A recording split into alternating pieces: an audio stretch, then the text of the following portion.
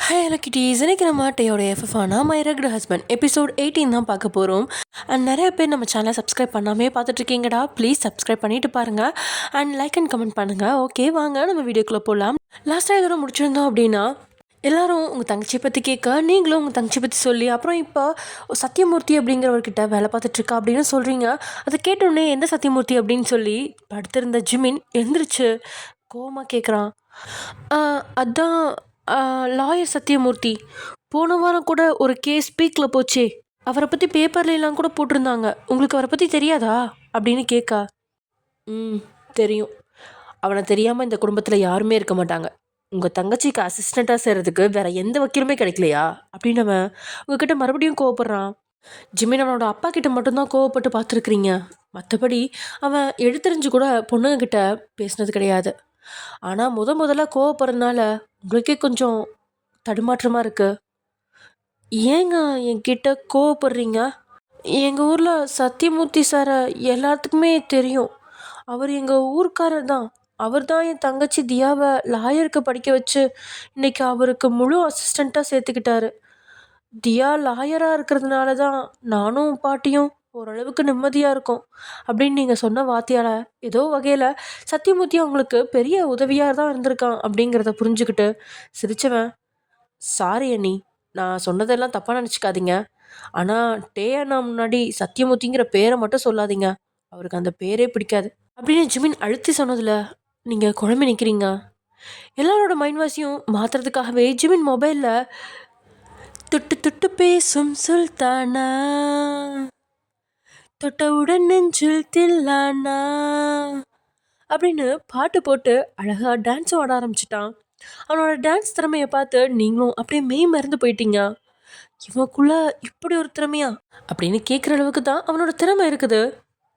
தம்பி, இப்படி ஒண்டிக்கிட்டே ஆடுறதுக்கு பதிலாக கல்யாணம் பண்ணியிருந்தா ஜோடி ஆடி இருக்கலாமே. உங்களுக்கு மாமா பொண்ணும் இருக்குது, மாமா குடும்பத்தில் இருக்கிறவங்களுக்கும் சம்மதம். பேசாமல் அந்த பொண்ணை கரெக்ட் பண்ண வேண்டியது தானே அப்படின்னு கண்ணம்மா ஜிமினை கலாய்க்க. Oh my god, my darling, உன்னை கரெக்ட் பண்ணவே உன் புருஷன் புள்ள குட்டி காலெல்லாம் விழுந்திருக்கேன். நீ என்னடானா கடைசி நேரத்தில் மாமா பொண்ணை கட்டிக்கோன்னு சொல்கிறியே. உலகம் அழிஞ்சாலும் உன்னோட 2வது புருஷன் நான் தான் அப்படின்னு சொன்னவன் அவசரப்பட்டு வாய் விட்ட கண்ணம்மாவோட கையை பிடிச்சி இழுத்து, இன்னைக்கு நம்ம 2 பேரும் கப்புள்ஸ் டான்ஸ் ஆட போகிறோம். அதுவும் நீ பையன் நான் பொண்ணு. என்னை நீ அப்படியே சுற்றி விடணும். இடுப்பில் கையை வச்சு தூக்கி அப்படியே தலைக்கு மேலே சுற்றி விடணும். ஃபைனலாக நான் அப்படியே கீழே போவேன். நீ என்னை தாங்கி பிடிக்கணும், ஓகேவா அப்படின்னு கேட்க, கண்ணம்மா ஆரம்பத்திலேயே முடியாது அப்படின்னு தலையாட்ட அவன் அங்கே பாட்டை போட்டு ஆடவே ஆரம்பிச்சிட்டான்.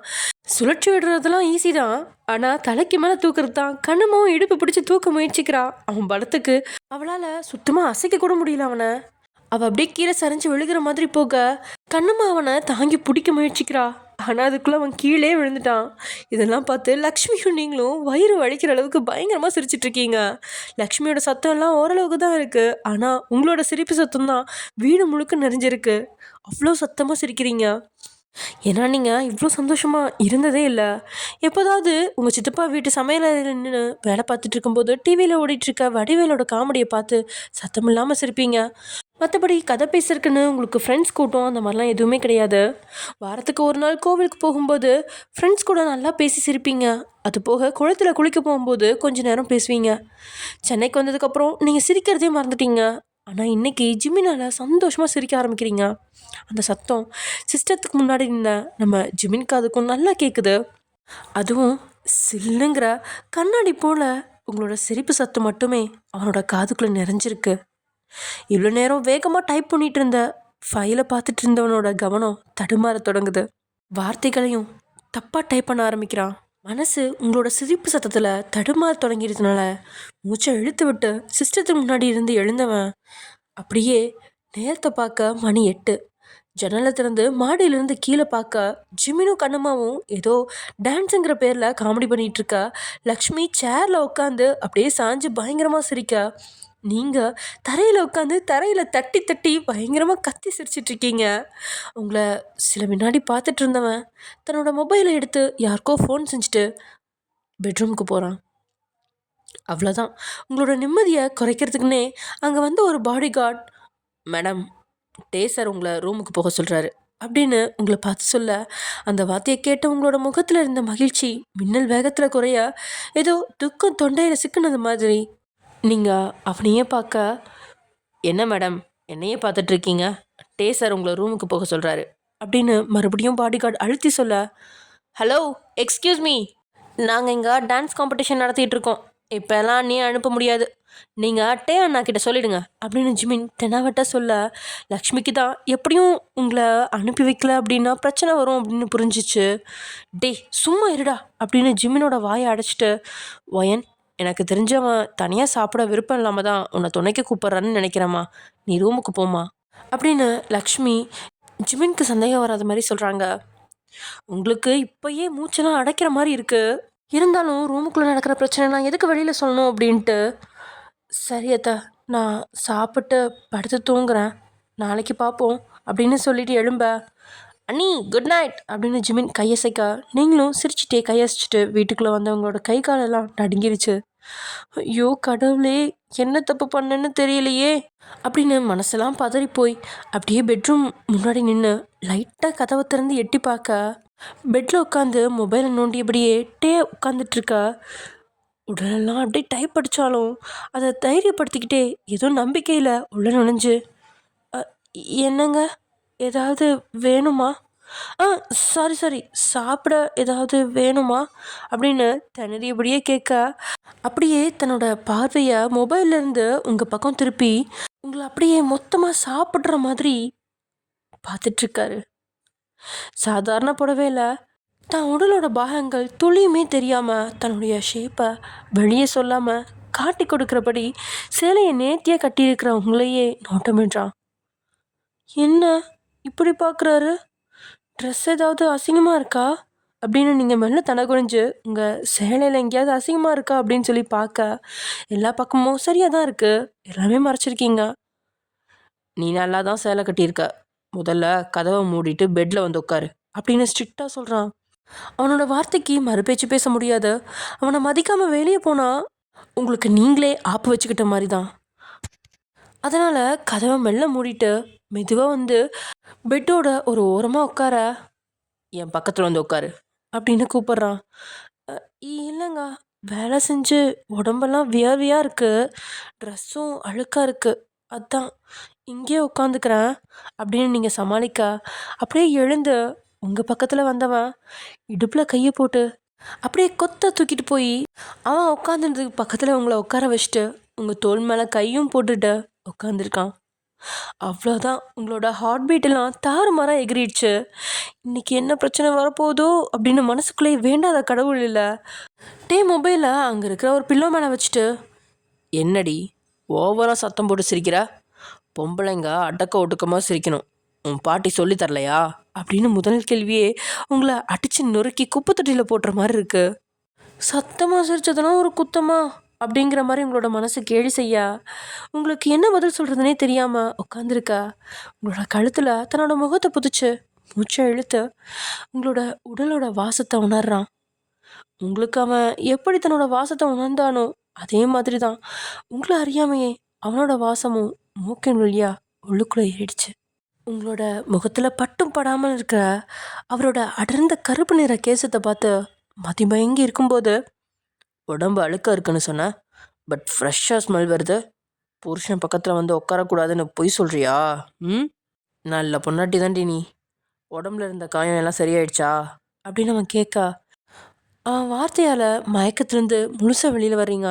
அதோட உடல்லையும் மனசுலையும் அவன் ஏற்படுத்தின காயங்கள் குறையவே இல்லை. இருந்தாலும் சரியாயிடுச்சுங்க அப்படின்னு நீங்கள் பொய் சொல்லி முடிக்கிறதுக்குள்ளேயே உங்கள் முதுகில் கை வச்சு அழுத்துறான். நேற்று அழுத்தின காயம் இன்னும் ரணமாக வேதனை எடுக்க, அப்படின்னு சொன்னபடியே முதுகு கொஞ்சம் நெளிக்கிறீங்க. காயமே இல்லைன்னு சொன்ன, இப்போ எதுக்கு நெளிகிற அப்படின்னு சொல்லி கையை எம்பி டேபிள் மேலே இந்த ஆயின்மெண்ட்டை கையில் எடுத்தவன், ட்ரெஸ்ஸை கழட்டு, காயத்தில் மருந்து போட்டு விடுறேன் அப்படின்னு சொல்லி உங்களுக்கு நெஞ்சு வழியே வர வச்சிட்டான். அவனோட வார்த்தையில் மொத்தமாக பதறி, இல்லைங்க நான் அப்புறமா மருந்து போட்டுக்கிறேன் அப்படின்னு சொல்லி வேகமாக நீங்கள் பெட்டில் இருந்து எழும்ப சேலை முந்தானியை லவக்குன்னு இறுக்கி பிடிச்சவனோட பலத்தில் சேலையிலேருந்து சேஃப்டி பின் உருவிடுச்சு. ஆனால் நொடி பொழுதுல சேலை உருவிடாமல் பிடிச்சிக்கிட்டு நீங்கள் அவனை பார்க்க, நான் உன்கிட்ட எழும்பி போக சொல்லவே இல்லை, உட்காரடி அப்படின்னு சொல்லி வயலண்ட் மோடுக்கு மாறுறான். இவ்வளோ நேரம் குரல் சாஃப்டாகவும் முகத்தில் ஒரு சின்ன புன்னகையும் இருந்துச்சு. ஆனால் இப்போது நொடி பொழுதுல எல்லாமே மாறி ஏதோ கொடூரமானவன் மாதிரி இருக்கான். வேற வழியே இல்லை, மறுபடியும் தாறுமாறாக சேலையை மாட்டிக்கிச்சு. அவன் பக்கத்தில் உட்காந்து அடுத்த நொடி உங்களோட இடுப்பில் கையை வச்சு அழுத்தி அவன் பக்கத்தில் நெருக்கமாக உட்கார வைக்கிறான். இன்னைக்கு நீ ரொம்ப ஃப்ரெஷ்ஷாக இருக்க. நமக்கு இன்னையோட கல்யாணமாகி சரியாக 5 நாள் ஆகுது. நமக்குள்ளே வேற நடக்க வேண்டியது எதுவுமே நடக்கலை. பேசாமல் நம்ம இன்னைக்கே நடத்திட்டா என்ன அப்படின்னு சொல்லி அவன் உங்களோட தோள்பட்டையை அழுத்தி பிடிச்சு பெட்டில் படுக்க வச்சு உங்கள் மேலே ஏறி படுத்துக்கிட்டான். நொடி பொழுதில் நடந்த இந்த விஷயத்தால் மொத்தமாக பத்திரி போன நீங்கள், ப்ளீஸுங்க எதுவும் பண்ணிடாதீங்க. என் புருஷன் எப்படி என்கிட்ட நடந்துக்கணும்னு எனக்கும் ஆசை இருக்குது. என் ஆசையை உடைக்காதீங்க அப்படின்னு சொன்ன உங்களோட கண்கள் ஓரத்தில் கண்ணீர் வடிய தொடங்கிடுச்சு. அந்த கண்ணீரில் என்ன பார்த்தான் அப்படின்னு தெரியல. அப்படியே விலகி உங்கள் பக்கத்தில் படுத்து உங்களை அவனோட நெஞ்சோட அணைச்சி சாய்ச்சிக்கிறான். அதில் நீங்கள் பயந்து போய் அப்படியே நடுங்கிட்டு இருக்கீங்க. அவனோட அணைப்பு உங்களுக்கு பிடிக்கல அப்படிங்கிறது தெரிஞ்சிருந்தோம் முதுகில் கை வச்சு மெல்ல வருடுறான். ஒல்லியான தேகம் அப்படின்னாலும் உங்களோட உடலமைப்பு பஞ்சு மெத்த மாதிரி சாஃப்டான உடல் தான். அந்த உடலை தொட்டாலே மறுபடியும் மறுபடியும் தொட்டுறதுக்கு ஆசை தான் வரும். அப்படிப்பட்டவங்களோட உடலில் முதுகில் லேசாக அவன் கை விரலை வச்சு வருட உங்களுக்கும் லேசாக கூச்சம் எட்டி பார்க்குது. இருந்தாலும் இன்னைக்கு மட்டும் முதலிரவு முடிஞ்சிச்சுன்னா படிக்க முடியாது அப்படிங்கிறத நினச்சி உங்களோட உணர்வுகளை எக்காரணத்தை கொண்டு தடுமாறாமல் கட்டுப்படுத்திட்டு இருக்கீங்க. அதோட கண்களை இறுக்கமாக மூடிக்கிட்டு படுத்து கிடக்க, எதுக்கு கண்ணை மூடி வச்சிருக்கா, கண்ணை தர அப்படின்னு அவன் சொல்ல, கண்களை திறந்தாதான் மனசு தடுமாறுது அப்படிங்கிறதுனால உங்களோட கண்களை திறக்காம இருக்கா. மெல்ல உங்களோட பிஞ்சு விரல பிடிச்சு நறுக்குன்னு கடிச்சு வச்சுட்டான்ட்டே. லேசாக கடிச்சாலே நீங்கள் ஊர் அறிய கத்துவீங்க. இதில் பலமாக வேற கடிச்சதுனால அலறி துடிச்சு கண்களை திறக்கிறீங்க. கையை உதறிட்டே அவனை விட்டு விலக முயற்சிக்க, அவன் தான் உங்களை விலக விடக்கூடாதுங்கிறதுக்காகவே அழுத்தி பிடிச்சிருக்கானே, இதில் எங்கே தப்பிக்கிறது அப்படின்னு மறுபடியும் அவன் நெஞ்சில் தான் தஞ்சம் புகுறீங்க. நான் என்ன சொன்னாலும் அதை கேட்டு நடந்துக்கோ, இல்லைனா இது மாதிரி சேதாரம் அதிகமாக கிடைக்கும், சரியா? அப்புறம் ஏதோ உன் புருஷன் எப்படியோ இருக்கணும்னு ஆசை இருக்குன்னு சொன்னியே, அது என்ன ஆசைன்னு சொல்லு பார்ப்போம் அப்படின்னு அவன் கேட்க, இப்படி ஒரு கேள்வி அவன் கேட்பான்னு நீங்கள் ஒரு செகண்ட் கூட எதிர்பார்க்கல. ஆனால் இந்த கேள்வி கேட்டதும் நல்லது தான் அப்படின்னு மனசில் நினச்சிக்கிட்டே எப்படியாவது தன்னோட ஆசையை சொல்லி டேயோட மனசை மாற்றிடலாம் அப்படின்னு ஒரு அல்ப ஆசையில், எனக்கு ரொம்ப பெரிய ஆசை எதுவும் இல்லைங்க, ரொம்ப சின்ன ஆசை தான். என் புருஷன் அப்படின்னு பேச தொடங்கும் போதே உங்கள் வாயில் கையை வச்சு பேச விடாமல் தடுத்து, எனக்கு என் பொண்டாட்டி எப்படி இருக்கணும்னு ஒரு சில ஆசை இருக்குது. நீ என்கிட்ட இருக்க பணம் சொத்து எல்லாத்தையும் அனுபவிக்கலாம். இந்த வீட்டில் வசதியாக ராணி மாதிரி வாழலாம். உனக்கு என்ன வேணும்னாலும் நீ என்கிட்ட கேளு, அதை 10 நிமிஷத்தில் உனக்கு நான் வாங்கி தருவேன். உனக்கு உடம்பு ஆசை இருந்தாலும் பிரச்சனை இல்லை, நீ என்கிட்ட சொன்னால் போதும். நீ எவ்வளோ ஆசைப்படுறியோ அவ்வளோவுக்கு நம்ம ஒன்றா இருந்துக்கலாம். அதே மாதிரி நான் ஆசைப்படும் போது நீயும் வரணும். எனக்கு பெண் குழந்தைனா பிடிக்காது. ஸோ நாம் கண்டிப்பாக ஆம்பளை பிள்ளை தான் பெற்றுக்கணும். என்னோடய அப்பா சித்தப்பா தாத்தா நான் ஜிமின் இப்படி எங்கள் வீட்டில் இருக்க எல்லா ஆம்பளைங்களையும் நீ மதிக்கணும். பொண்ணுங்க ஆம்பளைங்களுக்கு சேவை செய்ய கடவுள் படைச்ச படைப்பு, அதை நீ எப்பவுமே ஞாபகம் வச்சுக்கணும். இந்த காம்பவுண்டுக்குள்ளே நீ எங்கே வேணால் சுற்றி தெரியலாம், ஆனால் இந்த காம்பவுண்டை விட்டு நீ வெளியே போகணும்னு ஆசையே படக்கூடாது. நானா எப்போவாச்சும் உன்னை வெளியே கூட்டிகிட்டு போனால் மட்டும்தான் நீ வெளியே போகணும். நீ இப்போ என் தம்பிக்கிட்ட சிரித்து பேசுகிறதெல்லாம் எனக்கு பிரச்சனையே கிடையாது. ஆனால் வெளியே இருந்து ஒருத்தன் வந்தால் அவன்கிட்ட நீ லேசாக முகம் கொடுத்து பேசினாலும் அன்றைக்கி உன் மூஞ்சி முகரையை அடித்து நுறுக்கி காலி பண்ணிடுவேன். இந்த வீடு நம்ம வீடு, நாம் தான் இதை சுத்தமாக வச்சுக்கணும். அதனால் இந்த வீட்டை நீ தான் ஒரு மூத்த மருமகளாக இருந்து சுத்தமாக வச்சுக்கணும். எல்லாருக்கும் சேவை செஞ்சு நல்லபடியாக பார்த்துக்கணும். இப்படி ஒரு பொண்டாட்டி வேணும்னு தான் நான் எதிர்பார்க்குறேன் அப்படின்னு சொல்லி டேயோட வார்த்தையை கேட்கும் பொழுது அவன் மனைவியாக எதிர்பார்க்கல. அவனுக்கு ஒரு அடிமை, வீட்டுக்கு சேவை செய்ய ஒரு வேலைக்காரி, சுகத்துக்கு ஒரு விபச்சாரி தான் எதிர்பார்க்குறான் அப்படிங்கிற மாதிரி தான் உங்களுக்கு மனசில் எண்ணங்கள் தோணுது. ஜிமின்க்கு இருக்கிற குணத்தில் 1% கூட டேக்கிட்ட இல்லை. 2 பேர்கிட்டையும் ஒரே குணத்தை எதிர்பார்க்கறது தப்பு தான். இருந்தாலும் துளி அளவு கூட அவனுக்கும் ஆசையெல்லாம் இல்லை அப்படிங்கிற நிலமையில அடிமட்ட அளவுக்கு வேதனைப்பட்ட நீங்கள் எப்படிப்பட்ட வாழ்க்கை நமக்கு கிடச்சிருக்கு அப்படின்னு தெரியாமல் மௌனம் காக்க, இப்போ சொல்லு, உனக்கு எப்படிப்பட்ட புருஷன் வேணும் அப்படின்னு அவன் கேட்க, இதுக்கு மேலே உங்களால் என்ன பதில் சொல்ல முடியும்? அவன் தான் உங்கள் பேச்சு சுதந்திரத்தையும் உடைக்கிற அளவுக்கு அவனோட ஆசையை சொல்லிட்டானே. அதனால் கலங்கி போன நீங்கள் எனக்கு பணம், சொத்து, ராணி மாதிரி வசதி, உடம்பு ஆசையும் எதுவுமே வேண்டாம். என்கிட்ட அன்பாக 1 மணி நேரம் பேசணும், சாப்பிட்டியான்னு பாசமாக ஒரு வார்த்தை கேட்கணும், என்னை ஒரு மனுஷியாக மதிக்கணும். ஹஸ்பண்ட்னா ஃப்ரெண்டு மாதிரி இல்லைன்னா கூட பரவாயில்ல, ஒரு எதிரி மாதிரி இல்லாமல் என் கூட பழகணும். எல்லாத்தையும் விட நம்மளை மாதிரி அவளுக்கும் வலிக்கும், அவளுக்கும் ஃபீலிங்ஸ் இருக்குது அப்படின்னு கொஞ்சமாச்சும் யோசிக்கணும். இப்படிப்பட்ட ஒரு புருஷன் வேணும்னு தான் நான் எதிர்பார்க்குறேன் அப்படின்னு மனசளவில் உருகி வெளிப்படையாகவே சொல்லிட்டீங்க. ஆனால் படுபாவி அந்த நேரத்தில் கூட அவங்களோட ஆசையை கேட்டு வாய் விட்டு சிரிக்கிறான். அதுவும் அவனோட சிரிப்பு நக்கலாக இருக்கா. நீங்கள் இன்னும் நொறுங்கி போயிட்டீங்க.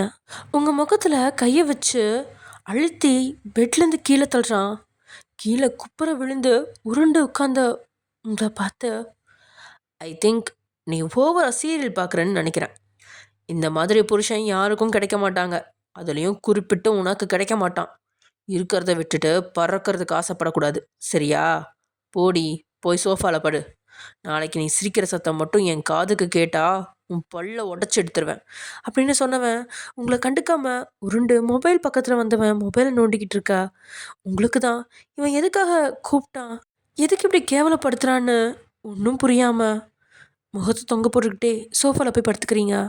ஆக மொத்தத்தில் டேக்கு பொறுத்த வரைக்கும் பொண்டாட்டி அப்படிங்கிறவ மகாராணி கிடையாது, கூண்டுக்குள்ளே அடைஞ்சிருக்கிற குருவியாக இருந்து வீட்டு வேலை செஞ்சு அடிமையாக இருக்கணும்னு அவன் எதிர்பார்க்குறான். புருஷன்கிட்ட நல்லதாக பேசி கைக்குள்ளே போட்டுக்கோன்னு கண்ணம்மா ஒரு நாள் அட்வைஸ் பண்ணா. இப்போ இருக்கிற நிலமையை பார்த்தா டே தான் உங்களை மொத்தமாக கண்ட்ரோலில் கொண்டு வந்துடுவான் போல இருக்கு. மணி 8 தான் ஆகுது. டே உங்களுக்கு சாப்பிட சாப்பாடும் கொடுக்கல, ஆனால் தூங்க மட்டும் சொல்கிறான். மறுபேச்சு பேச பயம் உங்களுக்கு. அதுக்கு காரணம் கற்பை இழந்து விடுவோமோ அப்படிங்கிற பயம்தான். ஒரு வாரத்தில் மன வாழ்க்கை வேற முடிஞ்சிருமோ அப்படிங்கிற பயமும் இருக்குது. இருந்தாலும் அமைதியாக கண்களை மூடி தூங்க முயற்சிக்கிறீங்க. டே மொபைலில் சில டாக்குமெண்ட்ஸ்லாம் பார்த்துட்டு இருந்தாலும் ஓரக்கணலில் புரண்டு படுத்து தூங்க முயற்சிக்கிற உங்கள் மேலே தான் படர்ந்துருக்கு அவனோட கண்கள். எல்லா பொண்ணுங்களும் ஒரே மாதிரி தான் இருக்காளுங்க. கொஞ்சம் மனசு விட்டு பேசி பழகலான்னு பார்த்தா தலைக்கு மேலே ஏறி உட்கார பார்க்குறாங்க. பண வசதி எதிர்பார்க்கலன்னு வாய்க்கிலேயே பேசுகிறா. என்கிட்ட பணம், வசதி, பிஸ்னஸ்னு எல்லாம் இருந்ததுனால தானே ஃபோட்டோவை கூட பார்க்காம கல்யாணத்துக்கு சம்மதிச்சா. நான் ஏழையாக இருந்தா இவ எல்லாம் திரும்பி பார்த்துருப்பாளா? இவ சாப்பிட்டாலான்னு தூங்கினான்னு கேட்க நான் என்ன வேலைக்காரனா? இதில் புருஷன் ஃப்ரெண்டு மாதிரி பழகணுமா? புருஷன் தொட்டால் வலிக்குதுன்னா இவனாவது ஆம்பளையே இல்லாதவனை கட்டியிருக்க வேண்டியது தானே. என் அப்பா சொன்னதெல்லாம் சரியாக தான் இருக்குது. பொண்டாட்டியை கண்ட்ரோலில் வச்சுக்கலன்னா அவளுக்கு நம்மளை கண்ட்ரோல் பண்ணிடுவாங்க போல். வெளி உலகம் தெரியாத பட்டிக்காட்டு பொண்ணுன்னு பார்த்தா ஓவர தான் வாயில் நீளுது அப்படின்னு ஒன்றும் தெரியாதவளை மனசுக்குள்ளே கிளி கிளின்னு கிழிக்கிறான் நம்ம டே. அவன் மனசை நினச்சதை வெளியே சொல்லியிருந்தா நீங்கள் நொறுங்கி போயிருப்பீங்க. ஆனால் என்னதான் உங்களை இப்படி எல்லாம் பேசினாலும் நீங்கள் சொன்ன அந்த வார்த்தை ஒரு மூலையில் எங்கேயோ நங்கூரம் போட்ட மாதிரி டே மனசில் ஏறிடுச்சு. ஆனால் என்ன, அதை ஏற்றுக்கிற அளவுக்கு அவனுக்கு மனப்பக்குவம் தான் இல்லை. அப்படி ஒரு மனப்பக்குவம் அவனுக்கு எப்போ வரப்போகுதோ தெரியல. குட்டி போட்ட பூனை மாதிரி உங்கள் பின்னாடி சுற்றுறதுக்கு இன்னும் எவ்வளோ நாள் ஆகுமோ தெரியல. சரி, ஓகே, வெயிட் பண்ணி பார்ப்போம். இப்படி நேரங்கள் கிடக்குது. காலையில் 5:30 மணிக்கெல்லாம் எழுந்து சமையல் அறைக்குள்ள ஓடி வந்த நீங்கள் சமைச்சிட்ருக்க கண்ணம்மாவையும் லக்ஷ்மியும் பார்த்து அசந்து போய் நிற்கிறீங்க. என்னத்தான் இவ்வளோ சீக்கிரம் சமையல் ஆரம்பிச்சிட்டிங்க அப்படின்னு கேட்கா. வயன், இன்னைக்கு நம்ம கோவிலுக்கு போகிறோம், அதான் சீக்கிரமாக சமைக்கிறோம் அப்படின்னு சொன்ன வார்த்தையை கேட்டு மகிழ்ச்சி அடைஞ்ச நீங்கள், உண்மையாவா சொல்கிறீங்க? அவர் என்கிட்ட இதை பற்றி சொல்லவே இல்லையே, சர்ப்ரைஸாக கூட்டிகிட்டு போக போகிறீங்களா அப்படின்னு கேட்க கண்ணம்மாவும் லக்ஷ்மியும் திருட்டு மொழி முடிச்சு ஒருத்தர் முகத்தை இன்னொருத்தர் பார்த்துட்ருக்காங்க. என்ன 2 பேரோட மொழியுமே சரியில்லை, என்ன பிளான் போட்டிருக்கீங்க அப்படின்னு நீங்கள் சரியாக கேட்க, நம்மளை யாருமே வெளியில் கூட்டிகிட்டு போக மாட்டாங்கம்மா, நாமளாக தான் யாருக்கும் தெரியாமல் வெளியே போகணும். தினமும் இந்த வீட்டுக்குள்ளே அடைஞ்சு கிடக்க நாம் ஒன்றும் வேலைக்காரங்க கிடையாது, நம்ம இந்த வீட்டோட மகாராணிங்க. இன்றைக்கி டேயும் என் புருஷனும் வேலைக்கு போன உடனே நம்ம யாருக்கும் தெரியாமல் பின்வாசல் வழியாக கோவிலுக்கு போயிட்டு வரலாம். நாங்கள் அடிக்கடி இந்த மாதிரி தான் போயிட்டு வருவோம். வீட்டில் இருக்க யாரும் இது வரைக்கும் கண்டுபிடிக்கல. அப்படி கண்டுபிடிச்சாலும் டே தான் கண்டுபிடிப்பான். அவன் பெருசாக அதை பற்றி கேட்குறதில்ல. அதனால் சீக்கிரமாக அதுவும் 10 மணிக்குள்ளே எல்லா சமையலையும் முடிப்போம் அப்படின்னு லக்ஷ்மி உச்சக்கட்ட மகிழ்ச்சியில் சொல்ல உங்களுக்கும் அதை கேட்டு பயமாக இல்லை லக்ஷ்மி நினச்சி பாவமாக தான் இருக்கு. ஏன்னா சென்னை சிட்டியில் பார்க்க ஏராளமான இடம் இருக்குது. ஒரு ஷாப்பிங் மாலுக்குள்ளே நுழைஞ்சா கூட காலையிலேருந்து சாயங்காலம் வரைக்கும் அந்த இடத்த பார்த்து ஆசை தீராது. அப்படிப்பட்ட சென்னையில் இருந்துட்டு வீட்டுக்கு தெரியாமல் ரகசியமாக கோவிலுக்கு போயிட்டு வரா. அதுதான் அவள் பெரிய சுதந்திரமாகவும் நினைக்கிறா. இப்படிப்பட்ட லக்ஷ்மி நினச்சி வருத்தமாக இருந்த உங்களுக்கு உங்களோட சுதந்திரமும் இதுதான் அப்படிங்கிறது தெரியல.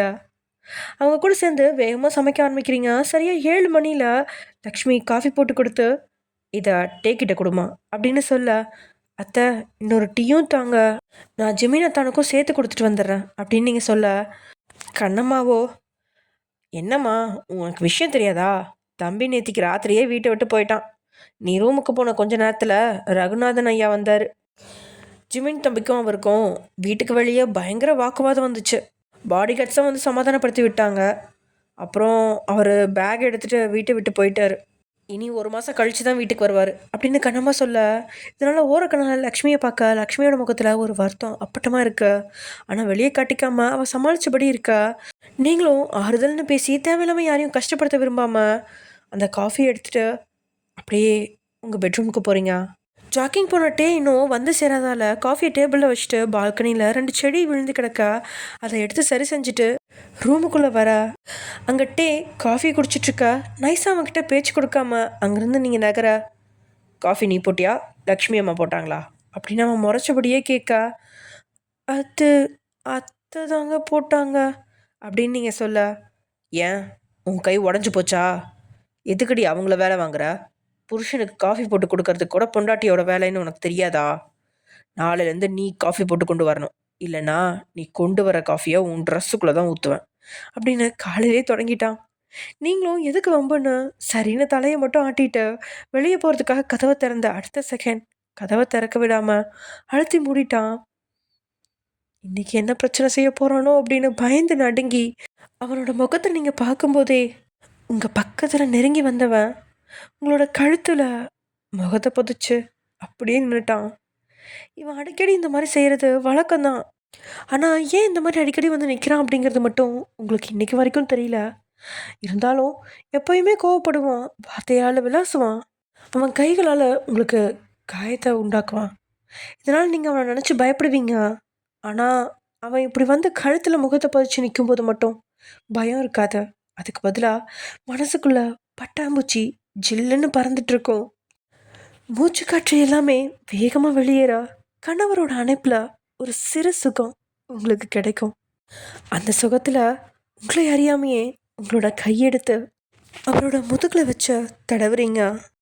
கையை வச்ச நீங்கள் அதை உணரல, ஆனால் டே நல்லாவே உணர்ந்துட்டான். ஓரக்கண்ணால் உங்களோட முகத்தை பார்க்க நீங்களோ கண்களை மூடி அவனை அப்படியே அணைச்சிட்ருக்கிறத நல்லாவே புரிஞ்சுக்கிட்டான். கண்களை மூடி உதட்டில் ஒரு சின்ன புன்னகையோடு இருக்கிறவங்கள பார்க்குறதுக்கு நல்லா தான் இருக்கு. அதுக்காக இது காதலா அப்படின்னு கேட்டால் நிச்சயம் இல்லை, ஒரு காம உணர்ச்சியோடு தான் பார்க்குறான். வயன் நம்ம ஃப்ரெண்ட்ஸாக இருக்கலாமா அப்படின்னு அவன் கேட்ட வார்த்தை உங்களை பிரம்மையிலேருந்து வெளியே வர வைக்குது. படான கண் திறந்தபோது தான் டேயோட முதுகில் இருந்த கையை பார்த்து நடுங்கி போய் கையை விளக்கியதோட ஓரக்கனால் அவனை பார்க்க அவனும் ஓரக்கனால் உங்களையே பார்த்துட்ருக்கான்.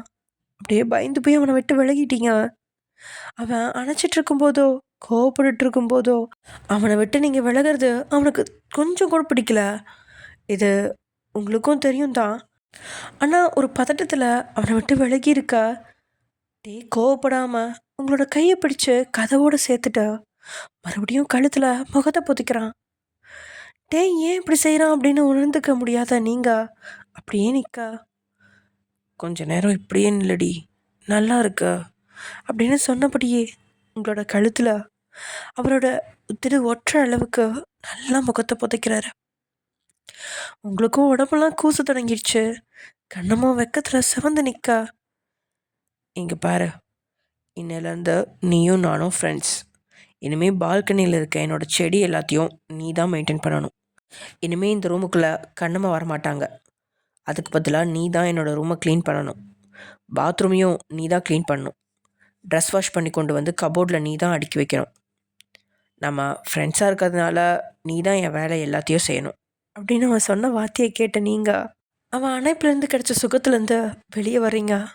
அவன் உங்களை ஒரு ஃப்ரெண்டுன்னு சொன்னதை விட வேலைக்காரின்னு சொல்லியிருந்தா நல்லா இருந்திருக்குன்னு தான் உங்களுக்கு தோணுது.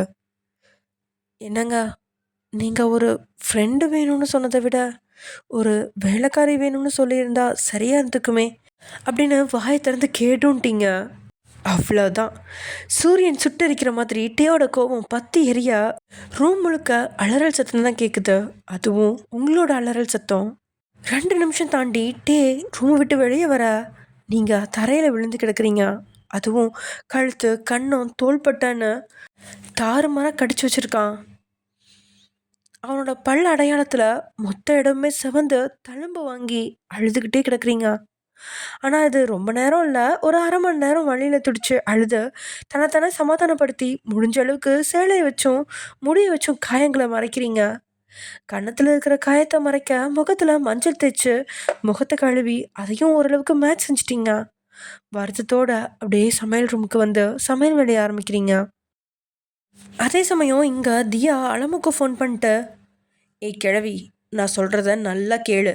ராத்திரி 10 மணிக்கெல்லாம் நாங்கள் வீட்டுக்கு வந்துடுவோம். அதுவும் அக்கா அவள் புருஷனை விவாகரத்து பண்ணிட்டு தான் வரப்போகிறா அப்படின்னு தியா உறுதியாக சொல்கிறா. தியா இருக்கிற ஸ்பீடை பார்த்தா உங்களுக்கு டைவர்ஸ் வாங்கி கொடுத்துட்டு டே சம்பாரிச்ச மொத்த பணத்தையும் அவங்ககிட்ட இருந்து பிடுங்காமல் விட மாட்டா போல இருக்கே. ஓகே ஃப்ரெண்ட்ஸ், இதோட இந்த எபிசோட் முடியுது. நெக்ஸ்ட் எபிசோடில் என்ன நடக்க போகுது அப்படிங்கிறத நெக்ஸ்ட் எபிசோடில் பார்க்கலாம். ஓகே, பாய்.